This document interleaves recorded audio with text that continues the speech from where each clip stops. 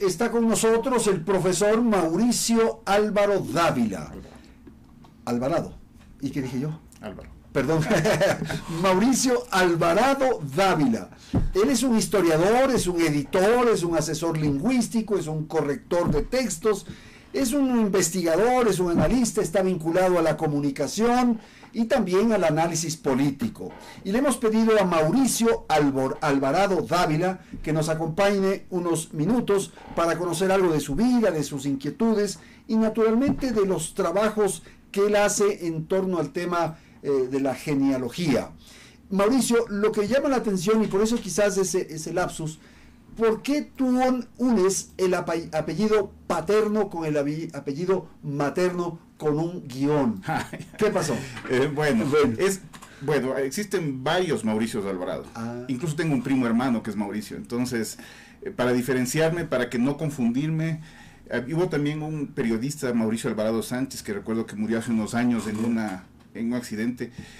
Para no confundirme con ninguno de esos, entonces el guión, decidiste poner el guión para que sea permanente. Ya. Al menos en mi nombre, porque mi hijo no lleva así, entonces eso. Pero tú eso no lo puedes usar en los documentos oficiales, ¿o cómo haces? Por ejemplo, para firmar escrituras, papeles y tal. No, el guión no va. Es más para cuestiones personales, para mi marca. Es el nombre artístico. Es mi marca, sería mejor, algo así. Y este apellido Alvarado tuyo, ¿de dónde es?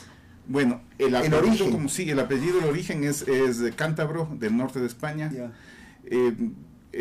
Se supone que es del mismo origen que del famoso conquistador, el adelantado Pedro de Alvarado, se supone. Yeah. Lo que pasa es que hay varias...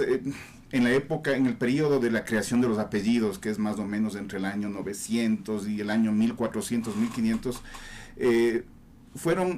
mucha gente en España fue tomándose apellidos, fue adoptando apellidos, y de pronto mis antepasados, como no he logrado empatarles con el tronco cántabro, mi antepasado más antiguo nació en Vélez, en Málaga, en la época justamente de la conquista. Entonces a lo mejor bajaron igual que los cántabros de Pedro de Alvarado para irse a hacer Américas o algo por el estilo.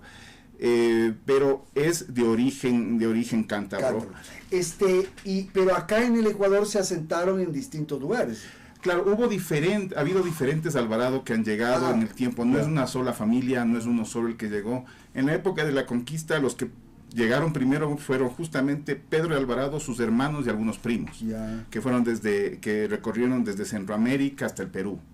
Pero al menos Pedro de Alvarado, que pasó por Ambato, incluso de donde soy yo. La familia tuya es de Ambato. ¿Tú naciste en Ambato? Yo soy ambateño, gracias a Dios. Y mi familia mi abuelo era de Perileo, y 200 años atrás esta familia Alvarado salió del corregimiento de Chimbo. Pero, o sea, y mi antepasado llegó de México a Chimbo. Por ahí vinieron. Sí, o sea, por eso es que no puedo asegurar el origen de él. Y también llegaron a Cuenca otros Alvarado, a Guayaquil otros, a Manabí otros, a Quito varios Alvarados a través del tiempo. Loja, ¿no? Pío Jaramillo Alvarado. Así es. O sea que se regaron por distintos lugares del país. Así es, y como digo, podrían ser de la misma familia como no. Claro, no se Entonces sabe. Eso solamente siempre existen los mitos en las familias, descendemos o somos parientes del famoso, del conquistador. En mi caso, desde que era pequeño, mi papá me dijo, no, hijito, no es así. No te hagas cargo. No sabía cómo era, pero no era así. Mauricio, y tú naciste en Ambato, ¿y ahí estudiaste o cómo fue un poco tus estudios? Yo estudié en Ambato la escuela y el colegio. De ahí me vine a Quito a la universidad. Y el colegio lo hice, me gradué de químico biólogo. Más bien otra especialidad. Es que a mí me gusta de todo. O sea, mientras estaba estudiando como científico químico biología, la química biología, estaba metido en la biblioteca investigando historia siempre, o metiéndome en física también. Pero ¿qué eres tú fundamental? ¿Cuál es tu profesión, digamos? La mía es de historiador y la de editor también. Editor. O sea, de las dos cosas vivo. Pero tú estudiaste, tú eres doctor en historia. No, tengo estudios incompletos en varias materias, así es. También pasé por la facultad por la Escuela de Historia en la Católica, en la Facultad de Ciencias Humanas. No llegué a terminar la carrera. Bueno, siempre hay la excusa de que el tiempo, la plata y esas otras cosas que no sirven, es descuido más que nada, pero comencé a investigar. ¿Y llegaste hasta qué? Hasta segundo año. Segundo año. Pero comencé a hacer investigación e incluso a publicar antes de entrar a estudiar allá, entonces... ¿Y para qué sirven, digamos, los estudios de historia? ¿Es para darte métodos de investigación, capacidades y habilidades para eso? Porque la historia es estudiar toda la vida. Así es. Solemos tener esta discusión con no historiadores, licenciados en historia, doctores en historia justamente de la Católica, porque reclaman que no.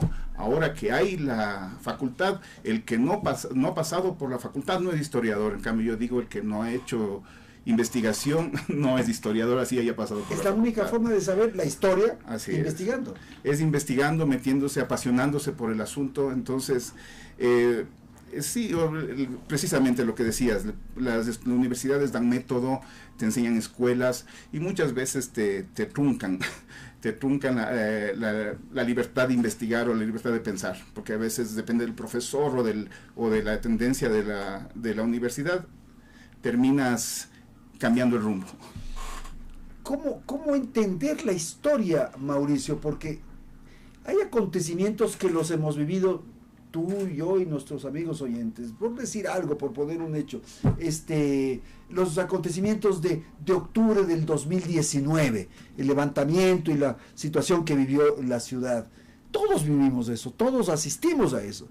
Pero cómo se registra la historia depende de los ojos con los que se miran. Bueno, eso es una eterna discusión. Antiguamente se decía que la historia la escribe el ganador. En la actualidad la historia la escribe todo el mundo. Y la registra, la escribe y la procesa sin necesidad de estar en el poder. Pero los hechos tan próximos, tan cercanos, son difíciles de evaluar, son difíciles de valorar, por esa misma cercanía que eso es más difícil, los acontecimientos actuales es más difícil. Así es, ahí es el análisis político. Sencillamente. Y ahí el cristal con el que se mira.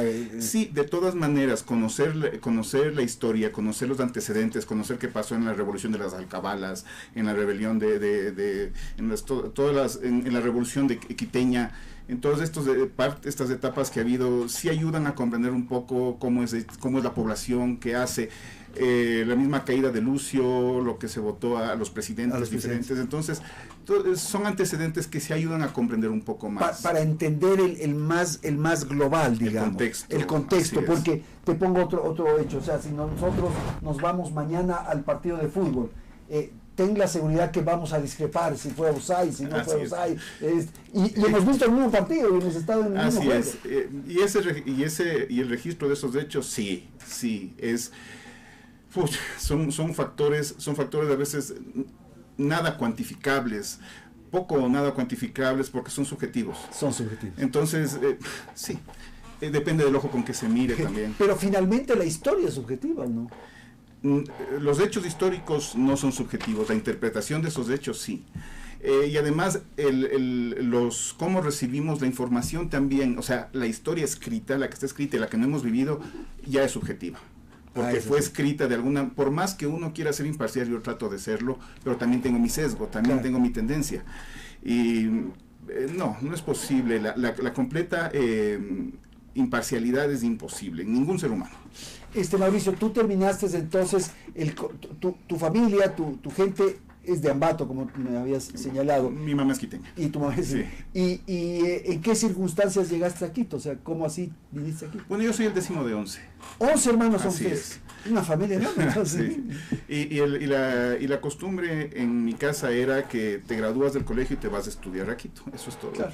Eso ocurre con provincia, digamos. Así es. Y en mi casa en particular. Entonces, eso. O sea, ya te estás graduando, ver qué vas a estudiar, en qué universidad. Lo primero que estudié fue ingeniería química, por ejemplo. y de ahí me pasé. Por lo que estabas ese era mi enfoque desde que estaba en el primer curso. Voy a ser ingeniero químico. Y la especialidad era químico-biólogo, ¿no? Así es. Químico-biólogo. Y después estudié un poco de Derecho, también estudié Historia y también estudié Administración de Empresas. Y si por mí fuera, estudiaría Física Cuántica y Economía. Todo. Sí.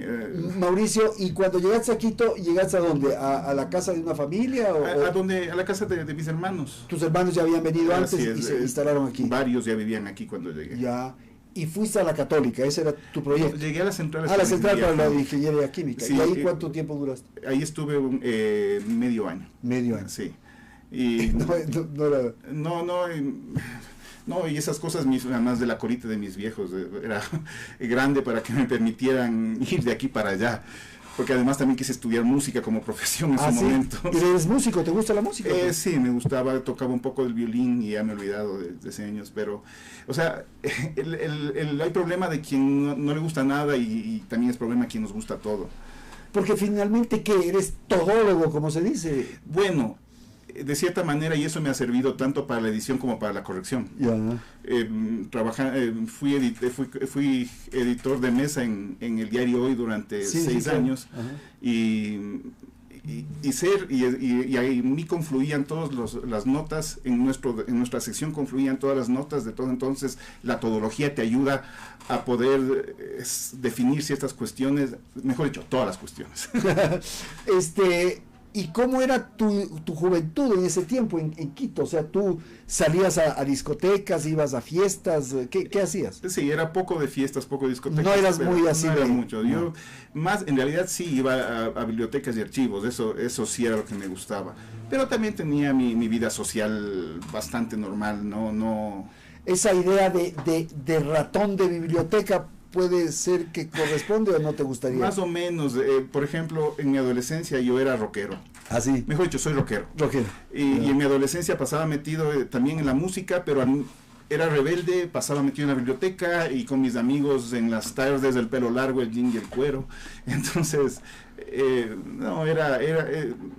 no ha sido una cuestión tan común la mía, pero tampoco creo que sea única. Mauricio, y luego de que estudiaste historia en la Católica, ¿qué querías hacer? ¿Ahí qué estudiaste? Ahí estuviste hasta el segundo año, me dijiste. Sí, estudié también administración de empresas. Eso me dijiste hace un rato, pero ¿fue ahí en ese momento o no? No, luego un par de años después. Sí, que tampoco concluí. Sí, me dediqué, trabajé también banca durante 7 años en el Banco del Pacífico. ¿Y qué hacías ahí? Era en operaciones, trabajaba en operaciones. ¿Y qué tal la experiencia? No, lindísima. Es una gran escuela el Banco del Pacífico cuando estaba Marcel Añado. El señor Marcel Añado. Así es. ¿Y tú eras joven ahí? ¿Qué edad tenías ahí? Yo estuve ahí, estuve entre los 21 y los 30 años. Bastante tiempo. Fueron entre los 23 y los 30, fueron 7 años. ¿Eso ya califica como banquero o no? Empleado bancario, eso de banquero siempre, además como me gusta la precisión idiomática, nunca me gustó ser banquero, empleado bancario, funcionario en última instancia, pero no. ¿Pero quién es un banquero, por ejemplo? ¿Tú crees que Guillermo Lazo es un banquero? Sí, pues los dueños él califica bancos, como banquero. Sí, los accionistas. Esos son banqueros. Tú eres empleado de un empleado bancario y sí. Pero eran otras épocas para la banca. Recuerdo cuando llegué al Banco del Pacífico, tenían los mismos valores que yo recibí en mi casa. Era increíble, era otro nivel, era otra cosa antes del servicio que se daba al cliente, cómo se atendía. La atención al empleado era excelente. La relación interna, el ambiente de trabajo. Uno trabajaba con gusto, ahí uno se ponía la camiseta en serio. Seguro. Mauricio, y esta vinculación a la comunicación, esta referencia que hiciste al diario Hoy, ¿ese fue tu inicio, digamos, esa incursión o estuviste antes en otro lado? Sí. Bueno, comencé haciendo corrección de textos.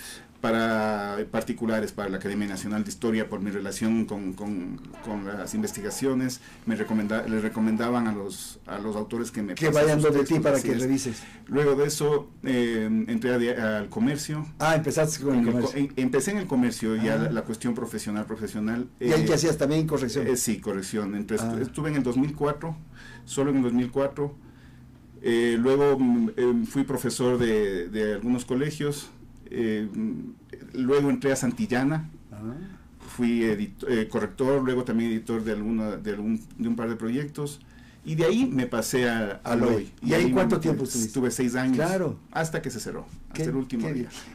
Mauricio, ¿y esta sería una afición, una profesión? ¿Qué es para ti lo del estudio genealógico? En un inicio era una afición. Comencé a los 17 años haciendo eso. Y ya a los 18 Fernando Jurado me incluyó en su Sociedad de Amigos de la Genealogía. Publicó un par de artículos sobre mí también, aprovechando que... ¿De tu familia? No, origen? sobre mí. Sí, o sea, por la juventud estamos invitando a que ingreses. Para presentarte en sociedad. Sí, uno fue publicado en el Heraldo de Ambato en el año 91. Y sí, me metía, es que pasaba metido en archivos. Hice mi monografía para la materia de investigación en el colegio, la hice sobre genealogía.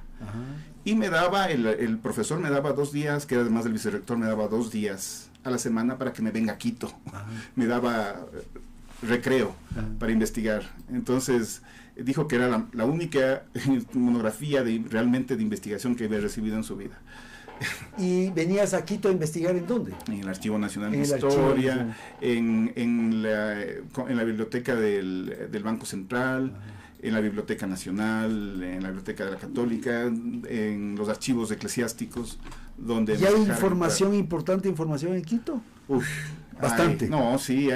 Estamos en pañales con respecto a procesamiento de información. O sea, está eso disperso, digamos. Las investigaciones se hacen por temas puntuales. Si se concretara el sueño de todos los historiadores, que se procese toda la información, sería maravilloso, porque ahí se explican muchas cosas de la historia, de la vida de los ecuatorianos, tanto en los archivos civiles como en los eclesiásticos. Es una maravilla, uno va descubriendo cosas y se va explicando cosas, uno va corrigiendo ideas que tenía sobre el mundo, porque a veces uno tiene preconcepciones y lo que dicen los documentos, al menos, que asimismo tienen su sesgo. Claro, la discusión sobre la conquista es eterna, pues, o tú tienes ya resuelto eso. Para mí está claro el asunto, porque... ¿Qué fue? ¿Una conquista sanguinaria? Comenzando sobre el tema del descubrimiento, que muchos dicen que no fue descubrimiento. Desde el punto de vista epistemológico es descubrimiento, porque fue una persona que llegó acá y que comunicó al resto: hey, esto está aquí, no sabíamos que estaba, o si lo sabíamos. No sabíamos los europeos a este lado, claro, pero los que estaban aquí sí sabían. Pero el asunto es la difusión de la información, la manera en que se transmitía, partía de Europa. Claro que China, Asia tenían también África tenían suyos, pero los que contaban las cosas que había en el mundo eran los europeos, que estaban explorando todo el mundo.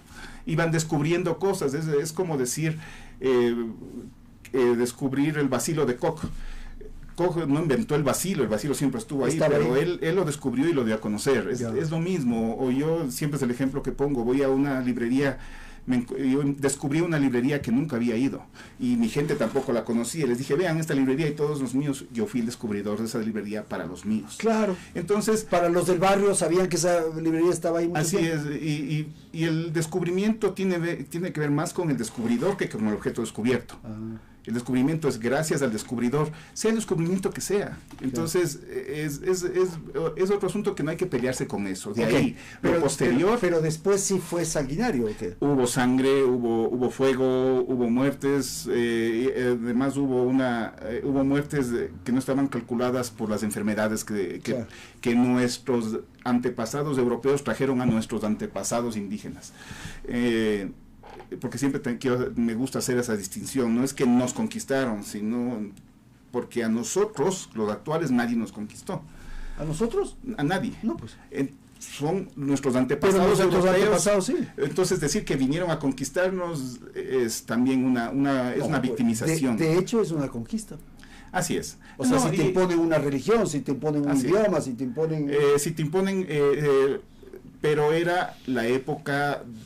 y duró 200 años más, 300 años más, la época de las exploraciones, descubrimientos, conquistas, sometimientos, no solamente de los europeos, sino también en los otros continentes. Claro. Aquí también los incas sometieron a los quitus, a los xiris, a los, como se les quiera llamar, que también hay discusiones al respecto, que no vamos a profundizar, en México, en Norteamérica, en Asia, en África. O sea, era la época de las conquistas, era la época de los sometimientos, era algo normal del ser humano, que hay que comprender en su momento. Bueno, eso es tal vez normal en el ser humano, como tú dices, y que probablemente está ocurriendo ahora, sin darnos cuenta. Hay formas de conquistas, hay formas de dominios. El tema tecnológico, el tema de la comunicación, probablemente nos está conquistando. Y no deja, porque es algo del ser humano, es algo natural al ser humano, o sea, y no deja de pasar, simplemente cambian las formas. Por ejemplo, estamos en los movimientos sociales que ahora son hegemónicos y que antes eran minoritarios, también nos están queriendo conquistar, también nos están queriendo imponer las cosas, y nosotros también reaccionamos, y la dinámica se repite de diferentes maneras. Se repite la historia una y otra vez. Mauricio, y entonces quisiera un poco volver al principio, esto que estábamos hablando de los apellidos y tu vinculación con Ambato y tal. Más o menos, así mismo, todos somos parientes, sí. Como dice Piero, todos tenemos parientes. Tenemos. Ajá. Sí, todos, mientras más retrocedemos, cada generación que retrocedemos en el tiempo nos emparenta con más gente. Obviamente, retrocedo a mis papás, están mis hermanos, retrocedo a mis abuelos, mis hermanos y mis primos, los bisabuelos, y así poco a poco se va aumentando, llegamos a los tatarabuelos o a los papás de los tatarabuelos, y hay un montón de gente que no sabemos quién es. Que se van perdiendo. Que son nuestros parientes a la final, tenemos un origen común. Y algún rato. También tataranietos de nuestros tatarabuelos. La otra vez te comentaba acerca de los Marín, que la mamá de mi tatarabuela era un parentesco, tú pusiste ahí en el Facebook, sí. Mi tatarabuela era Subía Marín, prima hermana de los primeros Andrade Marín. Entonces, y vas descubriendo esas cosas, no sabes, y ya no somos parientes, tenemos un origen en común. Y es más, a veces somos familia de quienes no son parientes. Sí. Entonces, van cambiando, las cuestiones dependen de la conciencia de que las tengas y del cariño que les pongas. Y tienes millones de primos en 8º grado, en 9º grado que nunca vas a conocer. Pero si yo te pongo, por ejemplo, dos personajes del momento político del país, tú puedes llegar a la conclusión de que son parientes. O sea, si yo te pongo, porque ahora se habla de una alianza entre los correístas y los socialcristianos, Rafael Correa y Jaime Nebot. Justamente se armó la polémica en Facebook por lo que publiqué. Sí. Este dato ya se publicó también antes. Lo había sacado. No, yo no fui. Resulta que vi que también se había publicado, no sé si en Universo, en El Comercio, hace años. Pero no sabía eso, porque yo me paso haciendo parentescos entre todo el mundo, o como digo, orígenes en común. Y resulta que el par de guayaquileños tienen un origen común, pero hablamos de hace 200 años. Y puse esto solamente como provocación, como poner un poco de ají y de pimienta a la movida. Para molestar un poco. Para molestar un poco. Dime una cosa, pero Jaime Nebot Saadi tiene un origen libanés en el apellido materno, ¿verdad? La madre es de Argentina. La madre, claro. La madre. Sí, sí. Y el abuelo era brasileño y es totalmente libanés por parte de madre.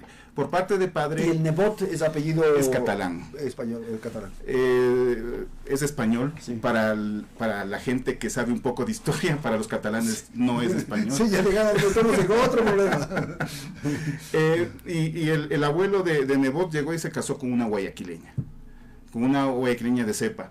Por eso que cuando Nebot se queja de los inmigrantes de Guayaquil, yo digo, no, tiene rabo de paja, así es. Pero sí. El señor Nebot, abuelo de Jaime Nebot, se casó con una señora Velasco de Guayaquil. Así es, Sara María Velasco Letamendi. Y ahí nació Jaime Nebot Velasco, el famoso chino. Que chino que fue ministro de gobierno y tal. Sí. Él es el padre, ya. Así es. Y de ahí, para vincularle con Correa, la abuela de esta señora Sara María Velasco Letamendi era hermana de la tatarabuela de Correa. de Hortensia Letamendi. Y las dos hijas de uno de los próceres de José Letamendi. O sea, tienen una relación, eso es evidente. Así es. En un principio no creo que hayan sabido que eran parientes, ni se habrían imaginado, o a lo mejor con todas esas megalomanías y prejuicios y todo del expresidente, a lo mejor sí averiguó su origen. Pero no quería que se sepa mucho, ¿no? No sé, no se sabe, porque él se vino acá a Quito porque no era muy querido en Guayaquil, entonces por eso se vino a Quito. Tal vez si lo sabía. Yo siempre tengo la teoría de que si le hubieran invitado a pertenecer al Club de la Unión en los años 2000, jamás habríamos tenido un presidente Rafael Correa. Claro. Sí, porque han sido sus ansias de reconocimiento. No sé si leíste el libro de la Nacarina. Sí, claro. Que también colaboraría ahí con cosas, información. Sí. Sí, entonces... Pero entonces son parientes de hace 200 años, dice, más o menos, para poner 180 por ahí. Por el lado... ¿Por qué lado se van uniendo? Él, como digo, Nebot va por la abuela, que es Velasco, y Correa va por su abuela, que es Sara Icaza. La abuela materna de... La abuela paterna de Rafael. De Rafael paterno. Paterna, la mamá de Rafael Correa Icaza. Ya. Del famoso Rafael Correa Icaza. Y también fue un poco famoso el abuelo Rafael Correa Jurado, fue gerente de una sucursal del Banco de la Previsora. ¿El abuelo? Sí. Porque del padre se conoce alguna referencia que hay, todos sabemos, pero del abuelo él estaba, colega tuyo, empleado bancario. Así es, pero un poco más importante que yo, definitivamente. Para quebrar una sucursal del banco yo no tenía capacidades. No tenías capacidades. Mauricio, querido, te mando un abrazo, qué pena se nos ha terminado el tiempo. Qué pena, qué pena. ¿Porque querías decir algo más?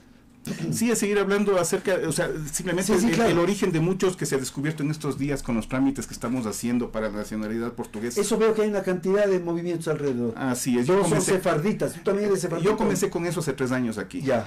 Por culpa también de tu pariente, el Alberto Acosta, que me pidió que le ayude con eso. ¿El Alberto Acosta es mi pariente? Burneo, sí. Alberto también desciende de los Carrión y todo.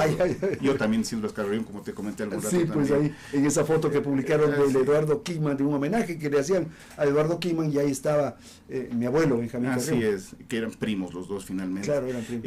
Y esta cuestión nos ha hecho que mucha gente conozca que desciende de un tronco principal, el más famoso, que es Chiriboga.